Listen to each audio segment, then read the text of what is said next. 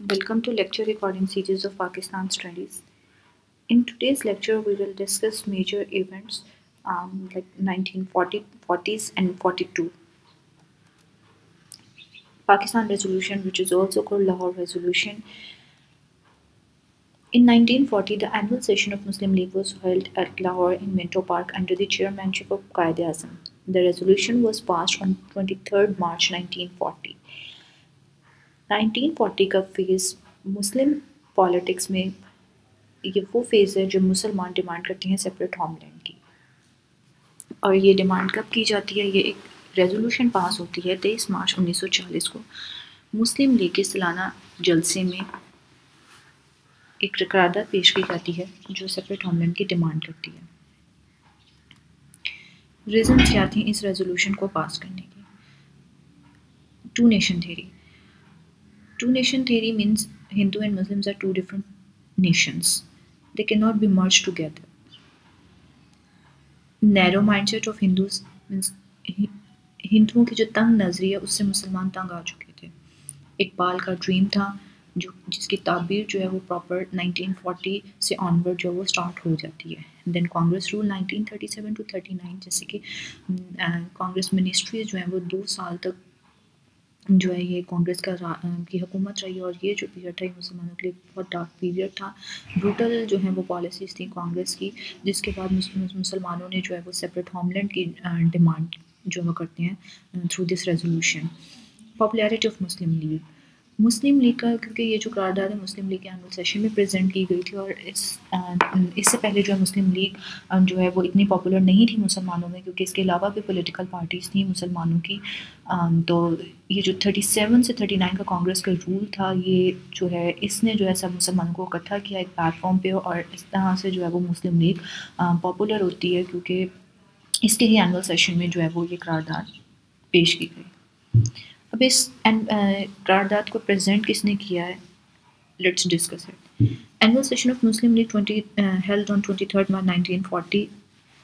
Liaquat Ali Khan presented the annual report of Muslim league, जो कि मुस्लिम league का एनुअल सेशन जो है वो होता है, उसमें लियाकत अली खान जो है वो एनुअल रिपोर्ट प्रेजेंट करते हैं पार्टी की. और इस सेशन में जो रेजोल्यूशन जो है करारदाद जो है वो मूव करते हैं, पास ऑन करवाते हैं मौलवी फजलुल हक, जिनका जो है ताल्लुक बंगाल से था.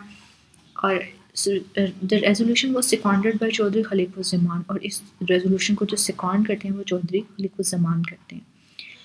ये जो सेशन था मुस्लिम लीग का सालाना जलसा था, इसकी सदारत जो है वो कायद-ए-आज़म करते हैं, और इनके साथ जो है वो डिफरेंट रीजन से जो लोग हैं इनको जो है वो इनके साथ शामिल होते हैं.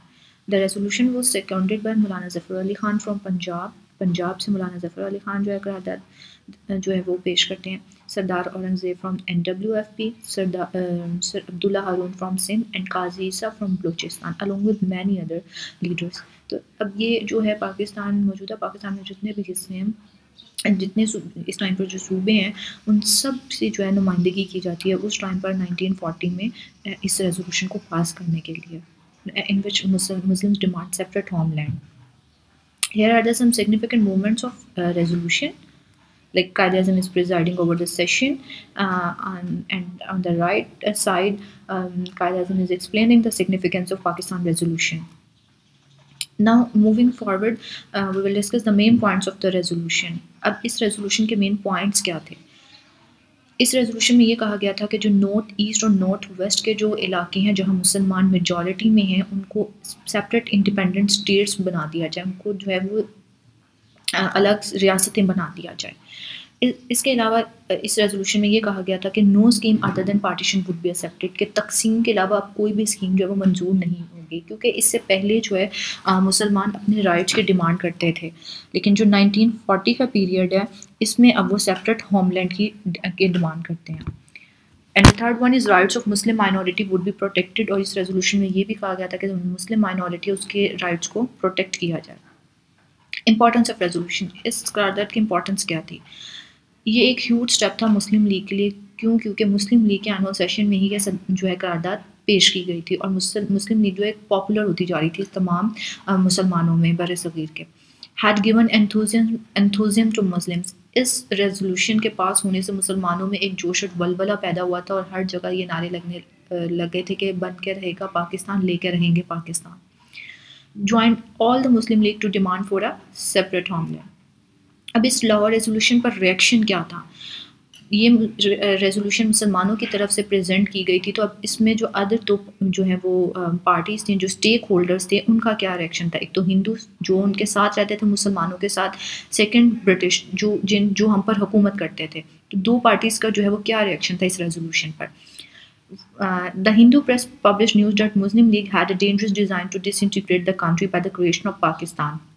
جو ہندو پریس تھا، ہندو اخبارات تھے، اس میں ایسی خبریں شائع کی جانے لگی تھیں کہ مسلم لیگ جو ہے اس کو ایک خطرناک جو ہے وہ اس نے پلان کیا ہوا کہ وہ ملک کو جو ہے وہ توڑ دے گا، ڈس انٹیگریٹ کر دے گا by the creation of Pakistan. Pakistan جو ہے بنانے کے لیے جو ہے یہ ملک کو توڑ رہے ہیں. They raised a slogan that people of India wanted to form one united India. اس طرح کے سلوگنز ریز ہونا شروع ہو گئے تھے کہ جو لوگ جو ہیں وہ ایک جو ہے یونائٹڈ انڈیا کو بنانا چاہتے ہیں. کانگریس ہاسٹیلٹی گریو ٹورڈز مسلم لیگ. کانگریس کی جو نفرت ہے وہ مسلم لیگ کے لیے جو مزید بڑھتی گئی تھی after passing of this resolution. جبکہ برٹش کا کیا رسپانس تھا؟ The British didn't oppose it openly because it was based on two nation theory. جو انگریز تھے انہوں نے اس قرارداد کو ایکسیپٹ کیا تھا، انہوں نے اس قرارداد کو اپوز نہیں کیا تھا، کیونکہ اب ان کو بھی ریئلائز ہو گیا تھا کہ ہندو اور مسلمان جو ہیں وہ دو الگ قومیں ہیں، ان کو مزید جو ہے وہ اکٹھے ہم نہیں رکھ سکتے. Another event in the phase of 1940s is 1942 Cripps mission. اب یہ مشن جو ہے اب 40 میں تو ریزولوشن پاس ہوئی ہے، 2 سال بعد ایک مشن آ رہا ہے بر صغیر میں، برطانیہ جو ہے وہ ایک مشن کو بھیج رہا ہے. اب وہ مشن کیا ہے؟ Let's discuss background. اس مشن کو بھیجا کیوں گیا؟ کیا پس منظر تھا اس مشن کو بھیجنے کے لیے؟ The British were in trouble in the geographical area of subcontinent in World War II as Japanese had advanced in South Asia. اب جیسا کہ دنیا جو ہے وہ دوسری جنگ عظیم کی طرف چلی گئی تھی، 1939 سے 1945 تک دنیا میں دوسری جو ہے وہ جنگ عالمی جنگ شروع ہو گئی تھی، اور برٹن جو ہے وہ اس کا حصہ تھا ورلڈ وار 2 کا.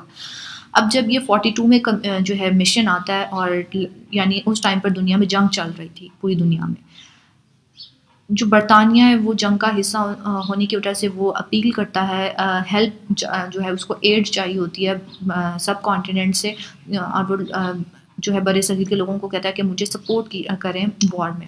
جبکہ کانگریس جو ہے وہ ڈیمانڈ کر رہی تھی کہ آپ ہمیں آبجیکٹیوز بتائیں پہلے کہ ہم جو ہے وہ وار میں کیوں شامل ہوں. جبکہ برطانیہ اس کے بدلے میں یہ کہتا تھا کہ آپ ہمارا وار میں ساتھ دیں، اس جیسے ہی وار ختم ہوگی ہم آپ کو جو ہے وہ سب کانٹیننٹ میں الیکشنز کروائیں گے، اور اس کے بعد آپ اپنی حکومت بنائیں اور اپنا آئین خود جو ہے وہ تشکیل دیں.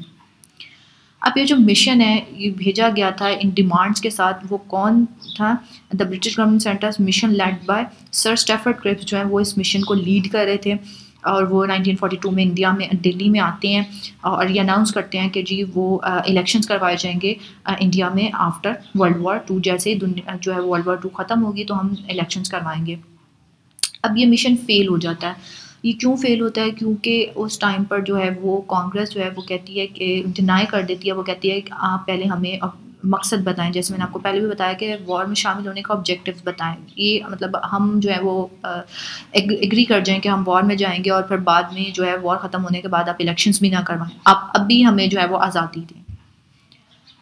اس پر جو ہے اس مشن کے فیل ہونے پر جو ہے جو کانگریس ہے وہ ایک موومنٹ جو ہے وہ لانچ کرتی ہے انڈیا میں، جس کو کوئٹ انڈیا موومنٹ کہتے ہیں. یعنی کہ جو ہے یہ برٹشرز کے اگینسٹ جو ہے وہ موومنٹ چلائی گئی تھی، تحریک چلائی گئی تھی کہ جو ہے وہ آپ انگریز جو ہے وہ انڈیا چھوڑ دیں، یعنی انڈیا سے نکل جائیں.